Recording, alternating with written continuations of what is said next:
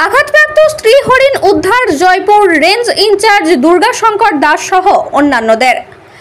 গত 18 আগস্টের ঘড়ির কাঁটায় যখন 8:30 ঠিক সেই সময় উদ্ধার করা হয় একটি গর্ভবতী ও আঘাতপ্রাপ্ত স্ত্রী হরিণ।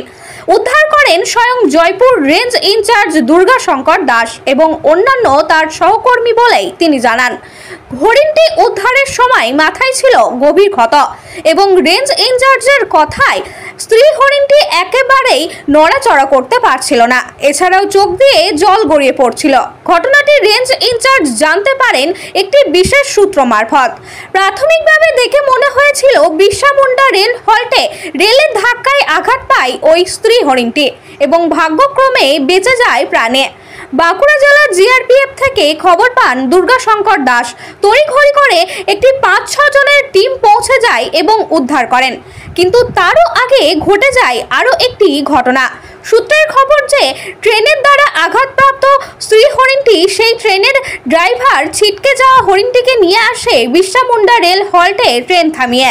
তবে জয়পুর রেঞ্জ অফিসে পশু চিকিৎসা কক্ষে বিভিন্ন চিকিৎসা করিয়ে ও বিজ্ঞানসম্মত খাবার খাইয়ে দীর্ঘ 14 দিনের লড়াইয়ে সুস্থ হয়ে ওঠে স্ত্রী হরিণটি এবং কোনো রকম প্রভাব পড়েনি গর্ভে থাকা বাচ্চাটির।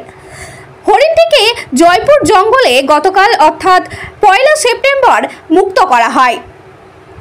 জয়পুর রেঞ্জ ইনচার্জ দুর্গাশঙ্কর দাস ভারতীয় রেল ও বাঁকুড়া বিএলডিওকে বিশেষভাবে ধন্যবাদ ও কৃতজ্ঞতা জানান জয়পুর রেঞ্জ ইনচার্জ।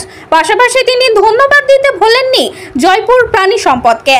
বাঁকুড়ার জয়পুর থেকে ইনামুল ভূঁইয়ার রিপোর্ট, নিউজ 10 বাংলা। 18 আগস্ট 8:30-9টার সময় আমরা বিশ্বস্ত সূত্রে এবং বাঁকুড়া জেলার জিআরপিএফ থেকে আমাদের কাছে ফোন আসে যে একটা হরিণ একটা ট্রেনের দ্বারা আক্রান্ত হয়েছে। মানে অ্যাকচুয়ালি ট্র্যাকে পেরোনোর সময় একটা ট্রেন এসে পড়ে এবং গুরুতর অসুস্থ হয়। আমার ট্রেনের ড্রাইভার গাড়িয়ে ট্রেনকে থামিয়ে সে হরিণটাকে তোলে ট্রেনের উপরে এবং পরবর্তী নেক্সট স্টেশন আমাদের বিরসামুন্ডা হল্ট, সেখানে নামাই। আমরা হরিণটাকে ওখান থেকে উদ্ধার করে নিয়ে আসি। আমার সঙ্গে বিএলডিও সাহেব এবং তোমার যে স্টাফ আছেন তাদেরকে খবর দিই এবং খবর পাওয়ার সাথে সাথে ওনারা আসেন এখানে। আসার পরে তার অবস্থা খুবই খারাপ ছিল এবং মেনলি মাথায় ইঞ্জুরি ছিল, বিভিন্ন বডিতে ইঞ্জুরি ছিল, নাকের দিয়ে প্রচুর ব্লিডিং হচ্ছিল। তো আমরা ভাবলাম যে হরিণটাকে কোনো মতে আমরা বাঁচাতে পারবো না, কিন্তু আমাদের লড়াই ছিল যে হরিণটাকে আমরা কোনো মতে বাঁচাবোই এর। কারণ আগেও আমরা দেখেছি কিন্তু অনেকভাবে উদ্ধার করেছি, কিন্তু এবার ট্রেনের সাথে এইভাবে হয়নি। সাধারণত ট্রেনের সাথে অ্যাক্সিডেন্ট হলে মারা যায়। কিন্তু এই হরিণটাকে আমরা আমাদের এই ছিল যে হাতি থেকে ওই হরিণটাকে আমরা নিয়ে করবো। সাথে সাথে বিএলডি সাহেব স্টাফ সবাই আসে। আসার পরে প্রায় 3-4 ঘন্টা যাবত তার চিকিৎসা হয়। ঠিক আছে, ওনারা একদম রাত্রি 12টা পর্যন্ত আমার সাথে থেকে ওনাদের তার চিকিৎসা করেন, স্যালাইন ইঞ্জেকশন, তার অ্যান্টিবায়োটিক বিভিন্ন ডোজ তারা দেন। পাশাপাশি আমরা 3:30 থেকে সেদিন আমাদেরকে বিএলডি সাহেব বললেন যে আপনারা ঘন্টার পর ঘন্টা আপনারা এটাকে পর্যবেক্ষণ করুন এবং আমাকে রিপোর্ট করুন, যদি কোনো অসুস্থ অবস্থা থাকে তাহলে আমরা আবার ফিরে আসুন। আমরা সারা রাত ওখানে মানে ডিউটি করি ওখানে হরিণটার জন্য। করতে করতে আস্তে আস্তে দেখলাম যে হরিণটা খুব ভালো রিকভারি হলো এবং আমরা আস্তে আস্তে করে কিছু লিকুইড খাবার, দাঁতে 2টো দাঁত ভেঙে গেছিলো, লিকুইড খাবার ভাতটাকে খুলে মেরে একবার খাবার চেষ্টা করে খাচ্ছিল। পরবর্তীকালে দেখলাম যে আস্তে আস্তে করে ডাল পাতা খেতে শুরু করলো। করার পর গতকাল প্রায় বিএলডি সাহেব এসেছেন বিকেল দিকে। উনি বললেন যে একটু পেটে বাচ্চা আছে, তারা আপনি ওই এখন সুস্থ। তো উনি একটা ফিট সার্টিফিকেট দিলেন এবং আমার যে ঊর্ধ্বতন যে কর্তৃপক্ষ আছে ওনাদেরকে জানালাম।